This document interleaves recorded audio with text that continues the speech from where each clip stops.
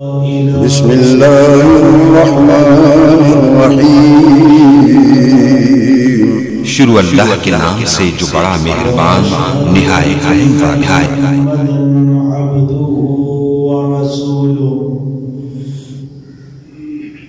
اعوذ باللہ من الشیطان الرجیم۔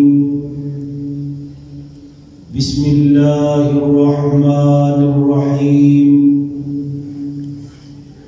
یا ایہا الناس اتقوا ربکم الذی خلقکم من نفس واحدہ وخلق منها زوجها وبث منهما رجالا كثيرا ونساء واتقوا الله الذي تساءلون به والأرحام إن الله كان عليكم رقيبا يا أيها الذين آمنوا اتقوا الله وقولوا قولا سديدا يصلح لكم أعمالكم ويغفر لكم ذنوبكم ومن يطع الله ورسوله فقد فاز فوزا عظيما يا أيها الذين آمنوا اتقوا الله حق تقاته ولا تموتن إلا وأنتم مسلمون أما بعد فإن خير الحديث كتاب الله وخير الهدي هدي محمد صلى الله عليه وآله وسلم وشر الأمور محدثاتها وكل محدثة بدعة وكل بدعة ضلالة إن الله وملائكته يصلون على النبي يا أيها الذين آمنوا صلوا عليه وسلموا تسليما اللهم صل على محمد وعلى آل محمد كما صليت على إبراهيم وعلى آل إبراهيم إنك حميد مجيد اللهم بارك على محمد وعلى آل محمد كما باركت على إبراهيم وعلى آل إبراهيم إنك حميد مجيد رب اشرح لي صدري ويسر لي أمري واحلل عقدة من لساني يفقهوا قولي اللهم رب زدني علما أما بعد فأعوذ بالله السميع العليم من الشيطان الرجيم بسم الله الرحمن الرحيم وإذا بشر أحدهم بالأنثى ظل وجهه مسودا وهو كظيم۔ معزز سامعین حضرات، پچھلے خطبہ جمعۃ المبارک میں دو باتیں بیان کی گئی تھی۔ پہلی بات کہ ہر انسان کا یہ عقیدہ ہونا چاہیے کہ اولاد عطا کرنے والی ذات صرف اور صرف اللہ تعالی کی ذات ہے۔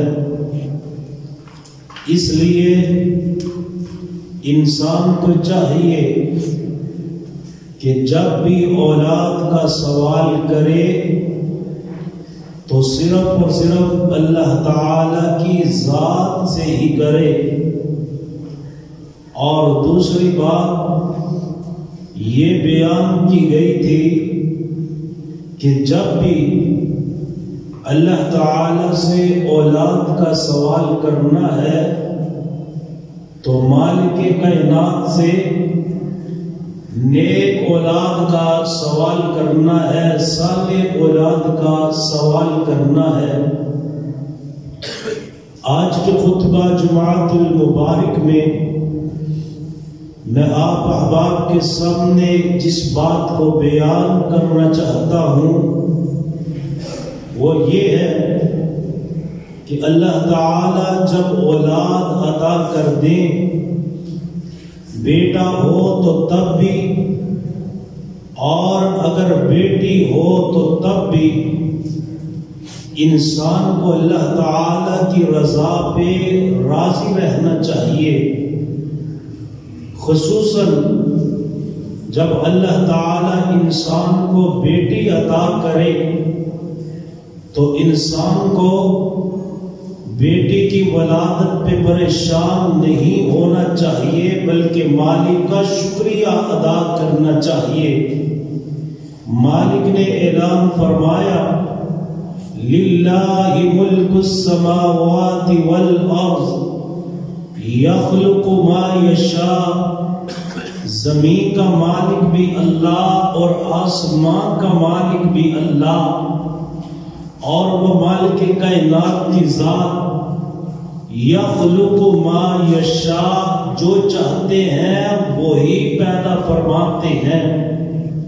یہب لمن یشاء اناسا، جسے اللہ چاہتے ہیں بیٹیاں عطا فرما دیتے ہیں۔ وَيَهَبُ لِمَن يَشَاءُ الذُّكُورَ، جسے اللہ چاہتے ہیں بیٹے عطا فرما دیتے ہیں۔ اس آیہ مبارکہ کی تفسیر پچھلے خطبہ جمعۃ المبارک میں کر چکا ہوں۔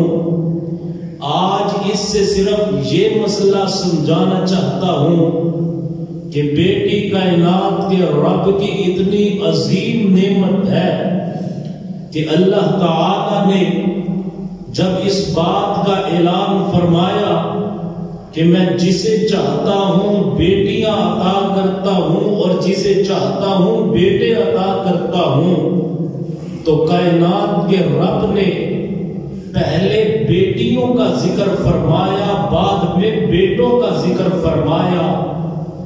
امام ابن قیم رحمہ اللہ اس آیہ مبارکہ کی تفسیر میں لکھتے ہیں کہ مالک کائنات نے بیٹوں سے پہلے بیٹیوں کا ذکر اس لیے کیا کہ زمانہ جاہلیت کے لوگ جو بچیوں کو زندہ درگور کر دیا کرتے تھے، جو بچی کی ولادت پہ غم کی کیفیت جن پہ طاری ہو جایا کرتی تھی، اللہ تعالیٰ انہیں یہ پیغام دینا چاہتے ہیں کہ جن بیٹیوں کو تم پسے پشت ڈالنے کی کوشش کرتے ہو، ان بیٹیوں کا مقام میرے اللہ کے ہاں تو بیٹوں سے بھی زیادہ ہے۔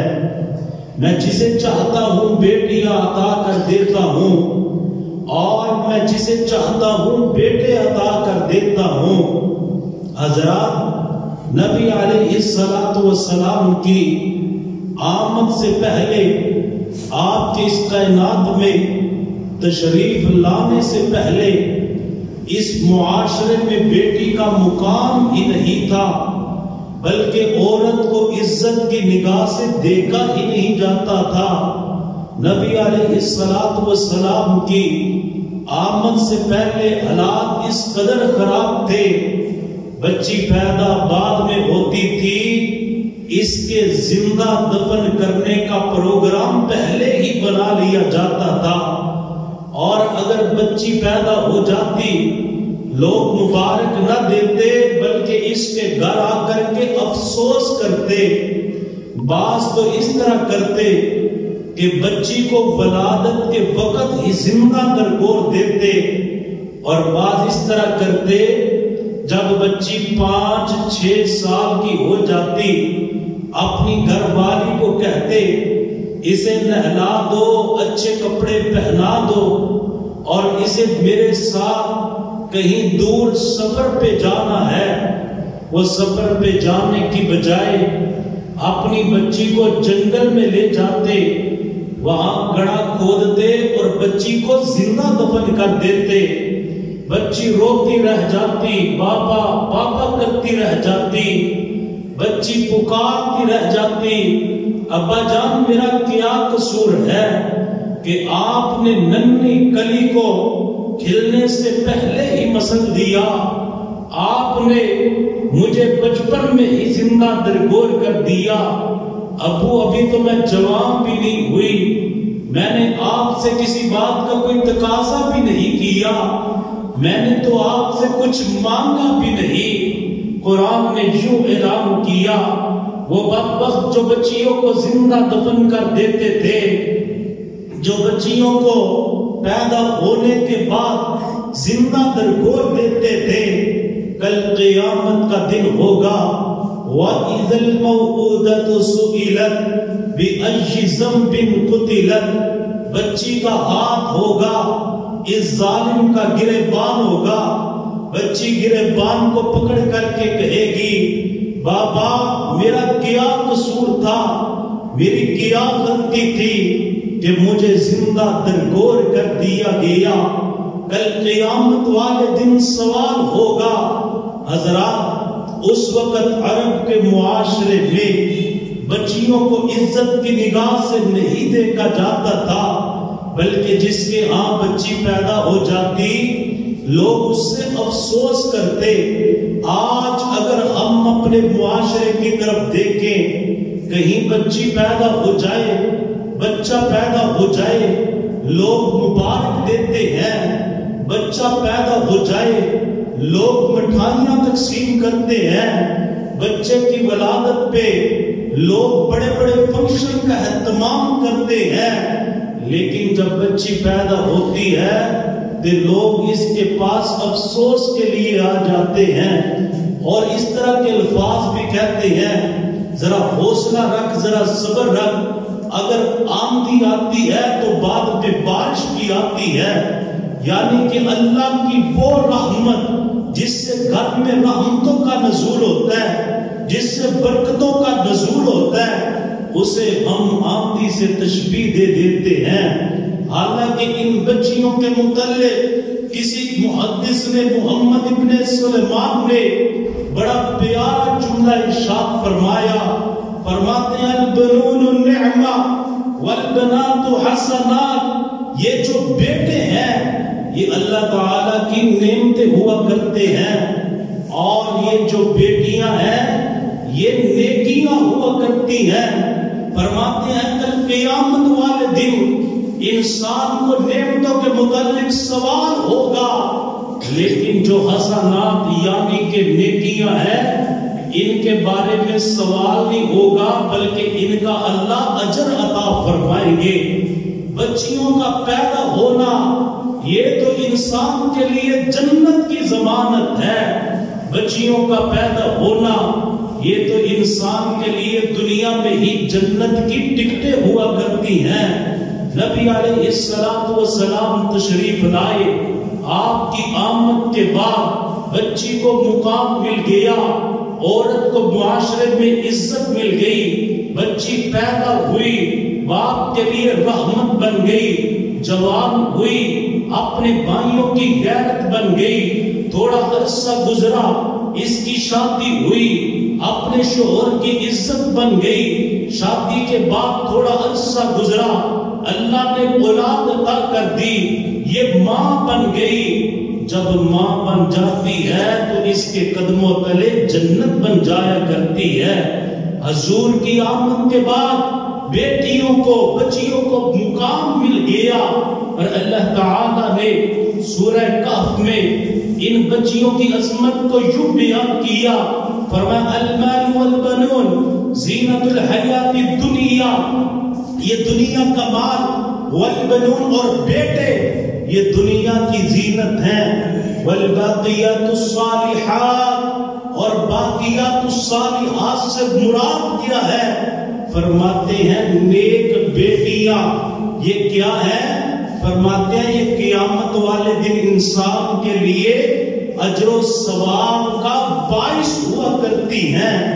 الباقیات الصالحات کی تفسیر جناب عبید بن عمیر رحمہ اللہ جو کہ بہت بڑے تابعی تھے اور مکہ مکرمہ میں بیت اللہ میں مسجد حرام میں بیٹھ کر کے یہ قرآن کی تفسیر پڑھایا کرتے تھے، تفسیر کا درس دیا کرتے تھے، اور جب عبید بن عمیر رحمہ اللہ تفسیر بیان کرتے، عبداللہ بن عمر رضی اللہ تعالی عنہما جیسے صحابی بھی ان کے حلقے میں بیٹھ کر کے آنکھوں سے آنسو بہایا کرتے تھے۔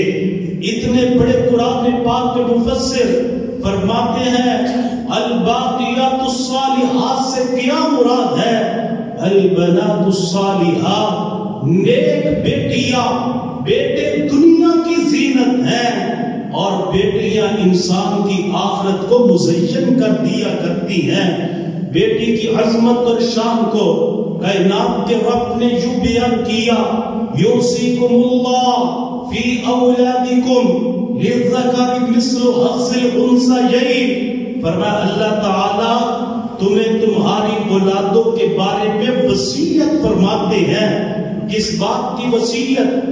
وراثت کے مسائل کی بات ہو رہی ہے، لیکن آج ہمارے معاشرے میں بڑے بڑے نمازیں پڑھنے والے، آج ہمارے معاشرے میں بڑے بڑے حاجی، آج ہمارے معاشرے میں بڑے بڑے ایسے لوگ جن کی نیکی اور تقوی کی مثالیں دی جاتی ہیں، جب وراثت کی باری آتی ہے تو بیٹی کی گردن پہ نہیں، حقیقت میں اپنی گردن پہ ہی چھری کو چلا دیتے ہیں، اور بڑے بڑے ایسے بھائی جو بہنوں سے محبت کا اظہار تو کرتے ہیں، لیکن جب وراثت کی باری آتی ہے ہمشیرہ کی گردن پہ نہیں بلکہ حقیقت میں اپنی گردن پہ ہی چھری کو چلا دیتے ہیں، اور طرح طرح کی باتیں سننے کو ملتی ہیں۔ دیکھیں جی ہم نے تو اسے جہیز دے دیا، دیکھیں جی ہم تو اسے عیدیں اب تک دیتے رہے، ہم تو اس کے ساتھ فلاں موقع پہ تعاون کرتے رہے، نہ جہیز دینا تیری ذمہ داری تھی، نہ عیدیں دینا تیری ذمہ داری تھی، نہ خوشی غمی پہ تعاون تیری ذمہ داری تھی، جو سب سے پہلا فریضہ تھا تیرا یہ تھا، جس طرح اولاد کو وراثت میں پورا پورا حصہ دیا ہے، اسی طرح انسان کو چاہیے کہ بیٹی کے حصے کو بھی پورا ادا کرے۔ انشاءاللہ تعالی وراثت کے مسائل پہ ایک مکمل خطبہ دوں گا جس میں اس بات کو واضح کیا جائے گا کہ جو لوگ بچیوں کو وراثت سے محروم کر دیتے ہیں ان کے لیے کتنا دردناک اللہ نے عذاب رکھا ہے اور ان کے لیے کتنی سخت وعید ہے۔ آج بچیوں کو وراثت سے محروم کر دیا جاتا ہے، بھائی محبت کے دعوے کرتے ہیں کہ ہماری ہمشیرہ وہ تو بہت ہی اچھی ہے، اس نے تو بھائی سے حصہ لینا بھی پسند نہ کیا۔ میں نے ایسی ہزاروں بہنیں دیکھی جنہوں نے بھائی کو حصہ معاف کر دیا، لیکن مجھے اس معاشرے میں ایک بھائی بھی ایسا نظر نہیں آیا جس نے ہمشیرہ کو اپنا حصہ معاف کر دیا ہو۔ حقیقت میں ہمشیرہ حصے کو معاف نہیں کرتی، وہ تو تیری زیادتی کا شکار ہو جاتی ہے۔ اسے پتہ ہے کہ اگر میں نے حصہ مانگ لیا، ماں باپ کا دروازہ، بھائی کا دروازہ میرے لیے ہمیشہ کے لیے بند ہو جائے گا۔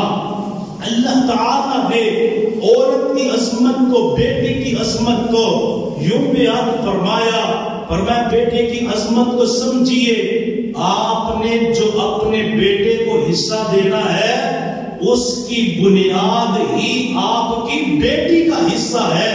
جتنا بیٹی کو حصہ دو گے اس سے دگنا بیٹے کو ملے گا. اب دیکھ کے ہمارے معاشرے میں بیٹی کا حصہ 0 ہے. اگر اسے ہی بنیاد بنا دیا جائے, آپ پڑھے لکھے لوگ ہیں, 0 کو جتنا بھی ڈبل کر لیں وہ 0 ہی رہے گا. اگر بیٹی کا حصہ 0 ہے تو میں سوال کرتا ہوں, بیٹے کو دگنا کیوں دے دیا, بیٹے کو سارا کیوں دے دیا؟ اللہ تعالیٰ نے بیٹی کی عظمت کو بیان کیا کہ اس وقت تک بیٹے کا حصہ بھی تقسیم ہو ہی نہیں سکتا جب تک بیٹی کو حصہ نہ دے دیا جائے.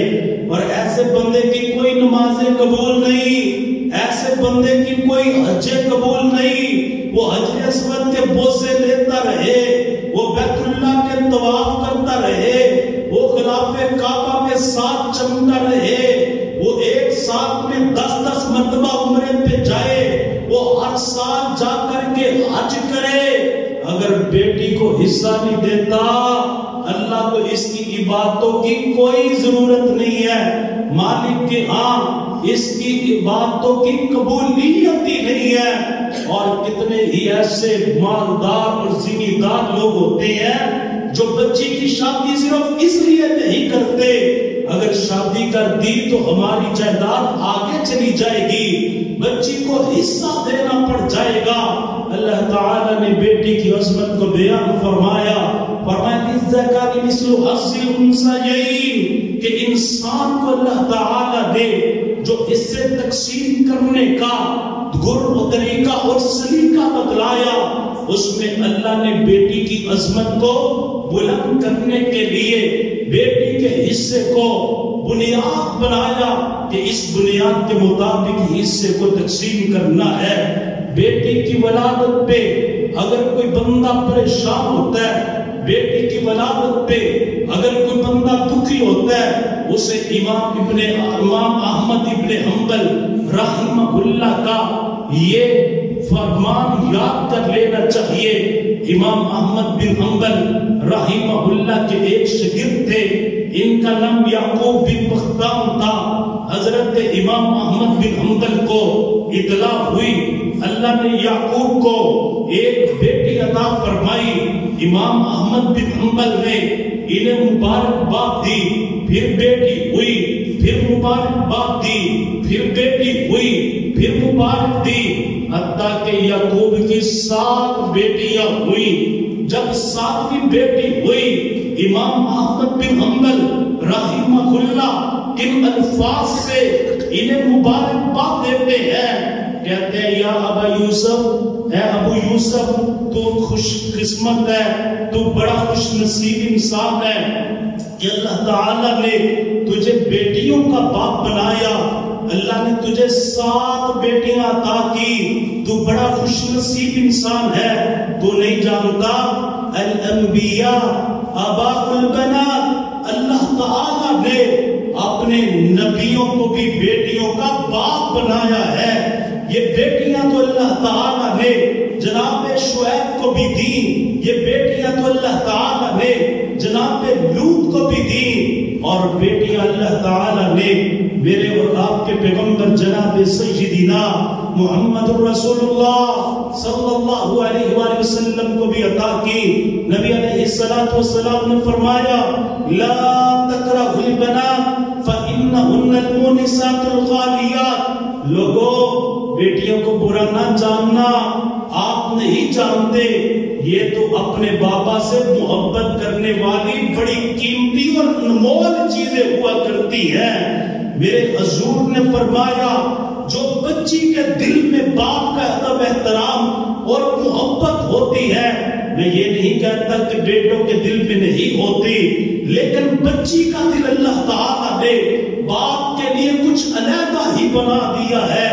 یہی وجہ ہے میرے نبی حالت سجدہ میں ہیں, ابو جہل نے ایک اونٹ کی اوجری میرے پیغمبر کی پشت مبارک پہ رکھ دی. نبی علیہ السلام کے صحابی عبداللہ بن مسعود دیکھ رہے ہیں.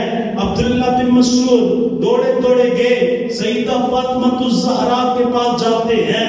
نبی علیہ السلام کے بارے میں اطلاع کی, فاطمہ تیرے باپا سجدے کی حالت میں ہے. ابو جہل ملعون نے ان کی کمر مبارک پہ ایک اونٹ کی اوجری رکھ دی. آپ نے سجدہ لمبا کیا ہوا ہے.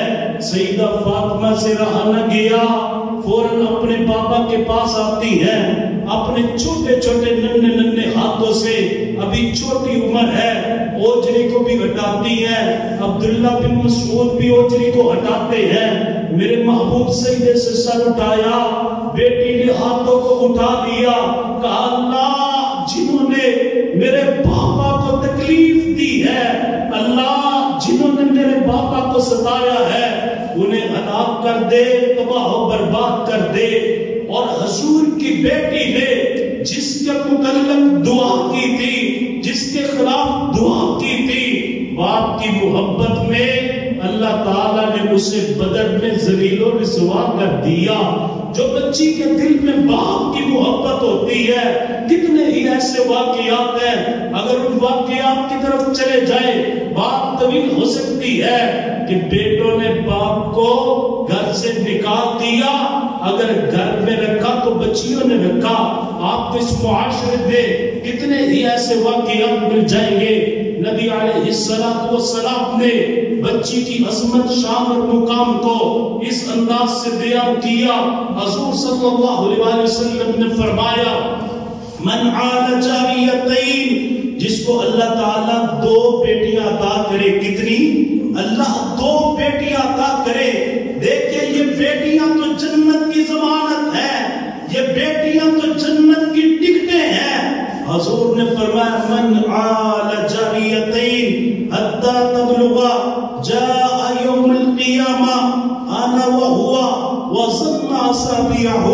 نبی علیہ السلام نے فرمایا جس کو اللہ تعالی 2 بیٹیاں عطا کرے اور وہ ان بچیوں کی اچھی پرورش کرے, ان بچیوں کی اچھی تعلیم و تربیت کرے, حتیٰ کہ بچیاں جوان ہو جائیں, نیک رشتہ تلاش کر کے ان کی شادی کر دے.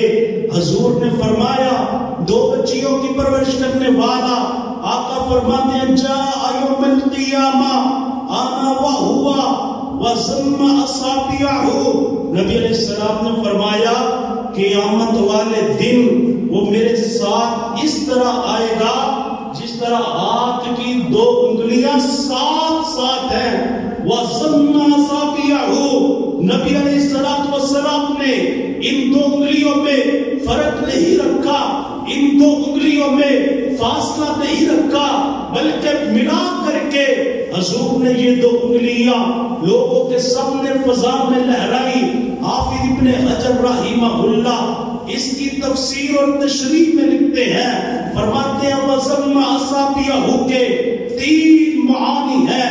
پہلا معنی یہ ہے کہ وہ جنت میں حضور کے ساتھ ایسے داخل ہوگا جس طرح آپ کی 2 انگلیاں ساتھ ہیں.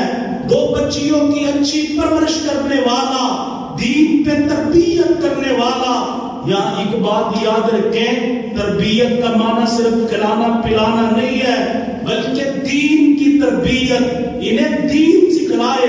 بیٹی تیرے لیے صدقہ جاریہ بن جائے, بیٹی تیرے لیے دعا کرنے والی بن جائے. حضور نے فرمایا جاء انا وہوا وضم اصابعہ. حضور نے 2 انگلیوں کو ساتھ ملا کر کے اعلان فرمایا وہ قیامت کے دن اس طرح میرے ساتھ ہوگا جس طرح ہاتھ کی 2 انگلیاں ایک دوسرے سے جدا نہیں ہوتی.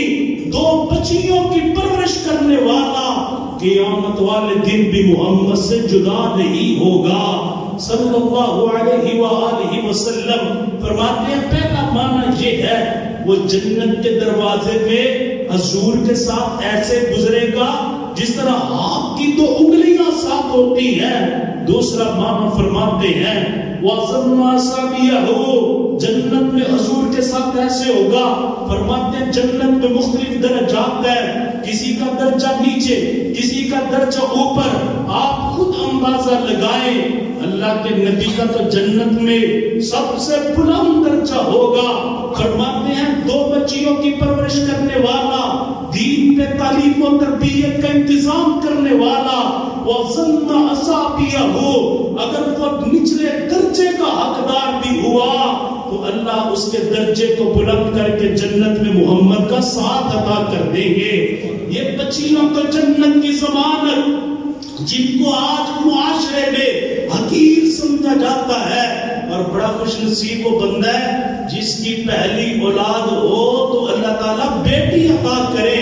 یہ تو ہمارا معاشرہ بگڑ چکا ہے کہ جب بچی پیدا ہو جاتی ہے اور اس طرح بھی ہوتا ہوا دیکھا، ایک بیٹی ہوئی، دوسری ہوئی، تیسری ہوئی، تیسری بیٹی پہ عورت کو طلاق دے دی تو اس سے تو ہوتی ہی بیٹیاں ہیں. اب خود بتائیں ان بچیوں کی ولادت میں اس خاتون کا کیا قصور ہے؟ اور میں سوال کرتا ہوں، اسے طلاق دے کر کے جو نئی خاتون لے کر کے آؤ گے اس کے پاس کیا گارنٹی ہے کہ بیٹے ہی بیٹے ہوں گے؟ یہ تو میرے اللہ کی مرضی ہے، وہ جسے چاہتا ہے بیٹے عطا کر دیتا ہے، وہ جسے چاہتا ہے بیٹی عطا کر دیتا ہے. آج ہمارے معاشرے میں بیٹی کو حقارت کی نگاہ سے کیوں دیکھا جاتا ہے؟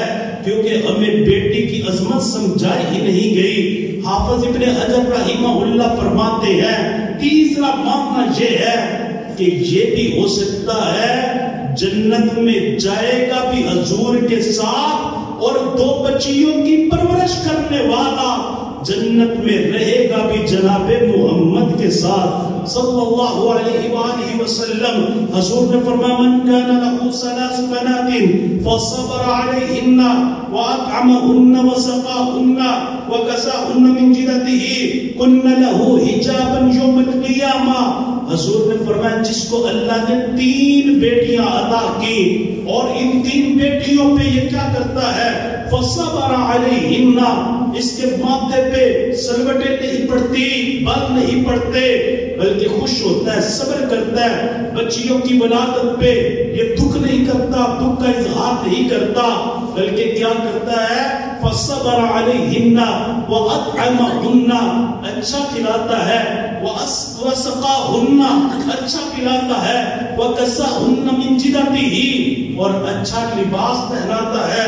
نبی علیہ السلام نے فرمایا یہ 3 بچیوں کو 3 بچیوں کی ولادت کے بعد اچھا کھلانے والا، اچھا پلانے والا اور اچھی تربیت کرنے والا، حضور فرماتے ہیں اس کے لیے بشارت ہے کہ یہ بچیاں کل قیامت والے دن اس بندے اور جہنم کے درمیان ایک حجاب بن جائے گی، ایک پردہ بن جائے گی، اور اسے جہنم میں جانے سے اللہ محفوظ فرما دیں گے. حضور نے جب یہ حدیث بیان کی تو ایک صحابی نے عرض کیا اللہ کے رسول جس کے پاس 3 بیٹیاں نہ ہو 2 ہو، حضور نے فرمایا اس کے لیے بھی بشارت ہے، 2 بچیوں کی پرورش کرنے والے کو بھی اللہ جنت عطا کر دیں گے. اور اسی حدیث میں آتا ہے، صحابی کہتے ہیں کہ میرا گمان ہے اگر حضور سے ایک کے بارے میں پوچھا جاتا تو حضور ایک والے کو بھی مایوس نہ کرتے اور فرماتے کہ ایک بیٹی کی پرورش پہ بھی اللہ بندے کو جنت عطا کر دیں گے. نبی علیہ السلام کی زوجہ محترمہ سیدہ عائشہ صدیقہ رضی اللہ تعالی عنہا اپنے گھر میں موجود ہیں. ایک خاتون آئی، اس کے ساتھ اس کی 2 بیٹیاں ہیں. اس نے کہا عائشہ مجھے کھانے کے لیے کچھ دیجئے. ایک روایت میں آتا ہے اماں عائشہ کے پاس صرف ایک ہی کھجور ہے. سیدہ عائشہ نے اس مسکین خاتون کو دے دی. اس ماں نے کیا کیا، کھجور کو پکڑ کر کے توڑا، اس کے 2 ٹکڑے کیے، ایک ٹکڑا ایک بیٹی کو کھلا دیا، دوسرا ٹکڑا دوسری بیٹی کو کھلا دیا. اور دوسری روایت میں ہے کہ اس سے اما عائشہ کے پاس صرف 3 کھجوریں تھی اور ایک خاتون تھی، 2 اس کی بیٹیاں تھی، اور تینوں سیدہ عائشہ نے انہیں کھانے کے لیے دے دی۔ سیدہ عائشہ کے دینے کے بعد اس نے 1 کھجور ایک بیٹی کو دے دی، دوسری کھجور دوسری بیٹی کو دے دی۔ جب تیسری کھجور توڑ کر کے کھانے لگی تو ایک بیٹی کہتی ہے ماما مجھے کھجور دے دو، میں نے اور کھجور کھانی ہے۔ ماں کا حوصلہ، ماں خود تو بھوکی رہ سکتی ہے لیکن اولاد کی تکلیف کو قدم گوارا نہیں کر سکتی۔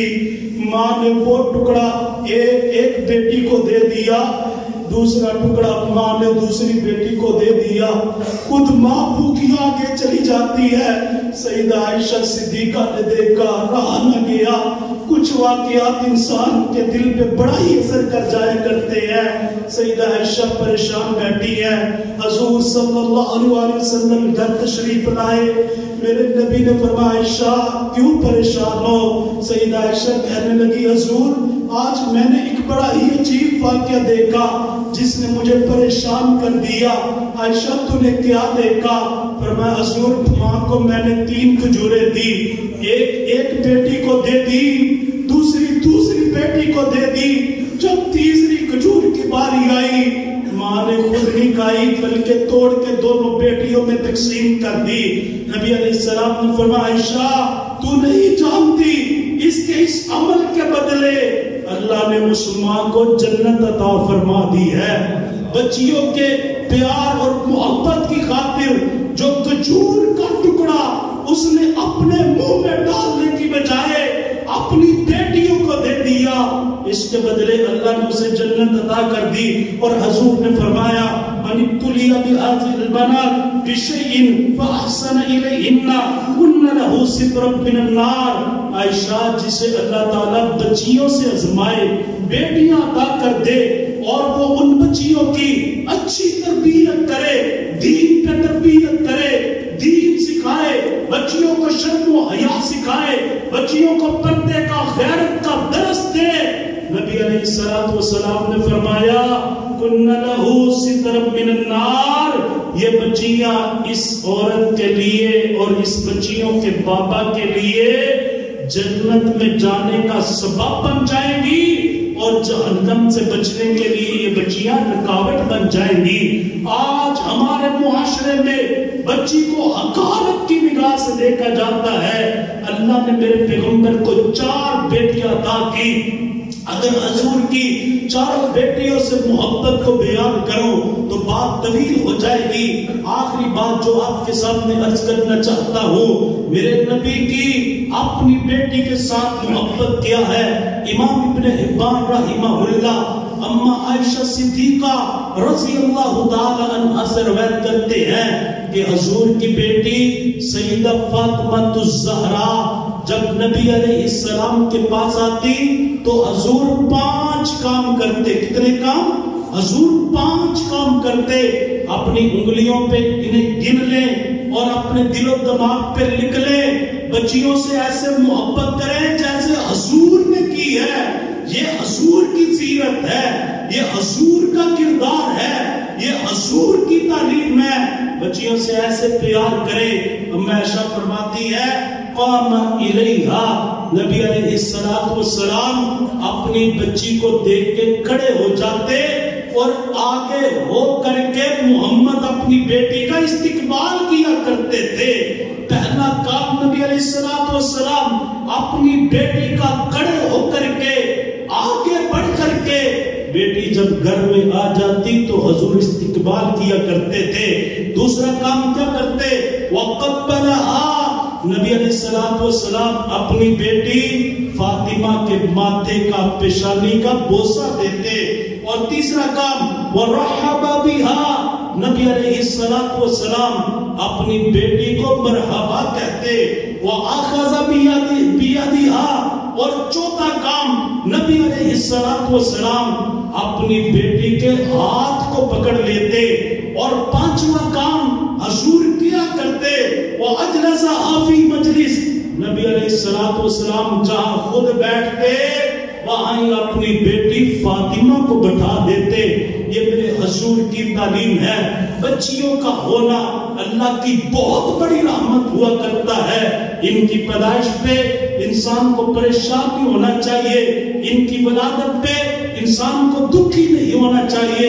اور اللہ یہ رحمت کر دے تو انسان کو چاہیے بچیوں کی تعلیم و تربیت دین پہ کریں, انہیں اماں فاطمہ الزہرا کا حیا بتلائیں, انہیں سیدہ مریم کی پاک دامنی کے واقعہ سنائے, انہیں اماں عائشہ صدیقہ رضی اللہ تعالیٰ عنہا کی سیرت سکھائے, دین پہ تربیت کریں اور نیک رشتہ تلاش کر کے بچی کی دین کی بنیاد پہ شادی کریں. نبی علیہ السلام نے فرمایا ایسی بچیاں قیامت والے دن اپنے باپ کو جنت میں لے جائیں گی اور جہنم کے درمیان یہ رکاوٹ بن جائیں گی. اللہ تعالی ہماری بچیوں کو نیک بنائے, اللہ تعالی صالحات بنائے, ہمارے لیے صدقہ جاریہ اور ذخیرہ آخرت بنائے. آخر دعوانا ان الحمد للہ رب العالمین.